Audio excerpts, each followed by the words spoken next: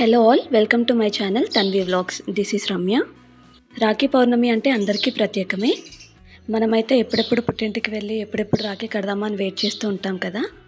అలాంటి రాఖీని మనమే తయారు చేసి కడితే బాగుంటుంది అని నేను ఈ వీడియో చేస్తున్నాను. ముందుగా వీడియోలో చూపిస్తున్నట్టుగా చిన్న గోల్డ్ బీడ్స్, పింక్ బీడ్స్, ఏ బీడ్స్ ఉంటే మీ దగ్గర ఆ బీడ్స్ని యూజ్ చేసుకొని మనం ఈ రాఖీ అనేది ఇంట్లోనే ఓన్గా తయారు చేసుకోవచ్చు. ముందుగా వీడియోలో చూపిస్తున్న విధంగా ఉలన్ థ్రెడ్ని 2 వరుసలుగా తీసుకోవాలి. 2 వరుసలుగా తీసుకున్న ఈ ఉలన్ థ్రెడ్ని ఒక కొన వైపు ముడి వేసుకోవాలి. డబుల్ థ్రెడ్ ఉన్న సైడ్ వేసుకుంటే మనకు హుక్కుకు తగిలించుకోవడానికి వీలుగా ఉంటుంది. సో నేను ఈ వీడియోలో చూపించిన విధంగా మీరు ముడి వేసుకొని ఒక హుక్కుకి తగిలించుకోండి. హుక్కు కనుక లేదు అంటే ఏదైనా మంచం కోళ్ళకు కానీ ఎక్కడైనా మనం తగిలించుకోవడానికి వీలుగా ఉండేటట్టు చూసుకోవాలి.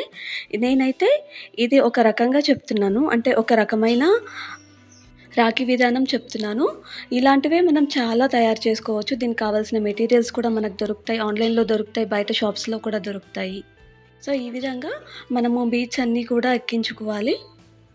బీడ్స్ అన్నీ కూడా గుచ్చుకున్న తర్వాత నేనైతే 5 కౌంట్, అంటే ఒక 5 వైట్ కలర్ బీడ్స్ అలా నేను గుచ్చుకుంటున్నాను.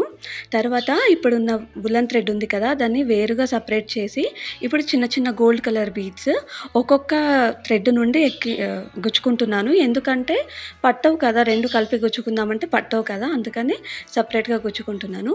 ఇప్పుడు చూడండి, ఇప్పుడు మెయిన్ పాయింట్ ఏంటంటే ఒక పింక్ కలర్ బీడ్ తీసుకున్నాను. నేను పింక్ హైలైట్ చేద్దాం అనుకుంటున్నాను.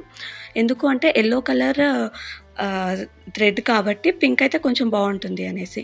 సో ఆ పింక్ కలర్ బీడ్కి ఒకవైపు నుండి ఒక థ్రెడ్, తర్వాత ఇంకొక రంధ్రం నుండి ఇంకొక థ్రెడ్ని ఎక్కించుకొని లాగేస్తే మనకి ఇలా వీడియోలో కనిపించిన విధంగా తయారవుతుంది. ఒక్కసారి చూడండి, ఒకసారి మళ్ళీ చూడండి.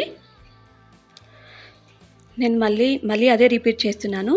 మళ్ళీ గోల్డ్ కలర్ బీడ్స్ రెండు, అలాగే పింక్ కలర్ బీడ్, దానికి 2 వైపుల నుండి థ్రెడ్ అనేది ఎక్కిస్తున్నాను. సో అది ఒక రౌండ్గా ఫామ్ అవుతుందన్నమాట. నేను అలా ఒక 6 బీడ్స్ అయితే పింక్ కలర్ బీడ్స్తో చేసా. తర్వాత మళ్ళీ యాజ్ ఇట్ ఈస్గా వైట్ కలర్ బీడ్స్ చేసేస్తే మనకి రాఖీ అనేది అయిపోతుందండి.